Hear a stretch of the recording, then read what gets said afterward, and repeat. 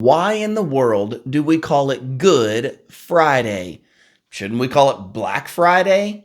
Hey, everybody, this is Pastor Justin Walker with The Whole Truth, and today is a special edition. Yes, we're going all the way through the Bible here on The Whole Truth, but today is Good Friday, and I want to take a moment and talk about why do we call it Good Friday. In a few minutes, I'm going to read you the story of Jesus' crucifixion, and that is what happens on Good Friday. This day, a couple of thousand years ago, Jesus was led to the cross. He had been tried overnight and in an illegal trial, and they led him to the cross, and he was to be crucified.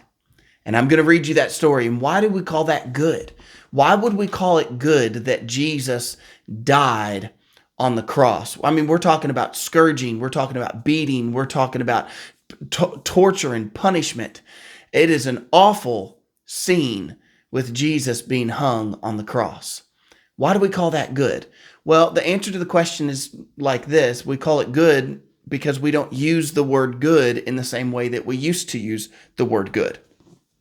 The word good it's changed. The meaning has changed. Let me give you an example. If I was to tell you why we call it Good Friday and you go, that's cool.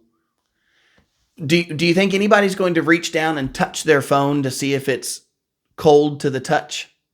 No, if we say that's cool, we understand that means, oh, that's a good thing, or that's neat, or whatever. Sometimes we even use it now in a sarcastic way to say that's cool, and we still don't mean cold to the touch. What we really mean is, okay, who really cares? And so the meaning cool doesn't necessarily mean temperature always. The same is true for the word good. It didn't always mean what we know as good, as something is good. It used to have a meaning such as holy. And so we used to use the word good. Mankind used to use the word good like a word of endearment to mean holy. And this is Holy Week. And so this is the week that Jesus would die and that he would rise again. And so we call it Good Friday because the word has changed meanings from good, like what we know good today, it used to mean holy. So it's changed kind of from holy to what we use the word good today as. And so that's the reason why we physically call it Good Friday. But I want to read this story to you, and I want to ask you if you can see the good in it. Maybe it's a good thing that we didn't change the name.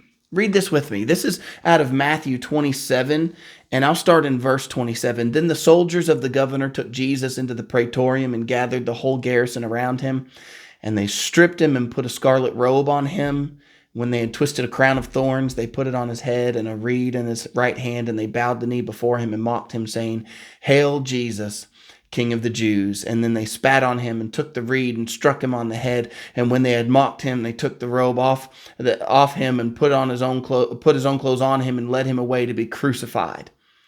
And now as they came out, they found a Cyrene, Simon by name, and him they compelled to bear his cross.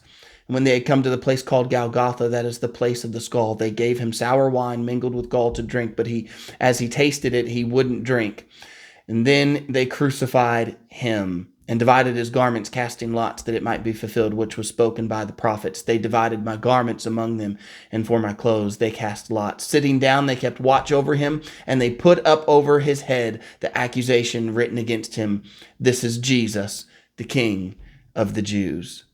Then two robbers were crucified with him, one on the right and one on the left. And those who passed by blasphemed him, wagging their heads and saying, "You who destroy the temple and build it in 3 days, save yourself. If you're the Son of God, come down from the cross." Likewise, the chief priest also, mocking with the scribes and elders, said, "He saved others, himself he cannot save. If he is the King of the Jews, if he is the King of Israel, let him come down from the cross, and we will believe him. And he trusted in God. Let him deliver him now, if he will save him. For he said, 'I am the Son of God.'" Even the robbers who were crucified with him reviled him with the same thing. Now from the 6th hour until the 9th hour, there was darkness over the land. And about the 9th hour, Jesus cried out with a loud voice, "Eli, Eli, lama sabachthani?" That is, my God, why have you forsaken me?" That story, we're not even going into the details of that story, and it's horrific in its nature to see what happened to our Christ. And I'm telling you, that I don't think we should change the name from Good Friday. I don't think we should try to call it Holy Friday or a different name, because what Jesus did on the cross by shedding his own blood, and when he shed his own blood, he shed his blood. They beat him, they mocked him, they scourged him, they drove nails into his hands, into his feet. I remember a pastor one time saying to me that if you had seen Jesus back after the scourging, it would have looked like ground meat. It was an awful scene, and I tell you that it's good. It's good not because Christ suffered. His suffering was harsh. His suffering, he was taking the wrath of God upon himself. And even more so when we see him cry out, Eli, Eli, lama sabachthani, my God, why hast thou forsaken me? He shed his blood for us. His body was broken for us so that we might be saved. And that's what's good. It's good for you and it's good for me because Christ took our punishment on the cross. He took it on himself. The punishment that should have been ours for our sin, Christ took it and he went to the cross and he died. And then he rose again 3 days later. And we'll talk about that on Easter Sunday.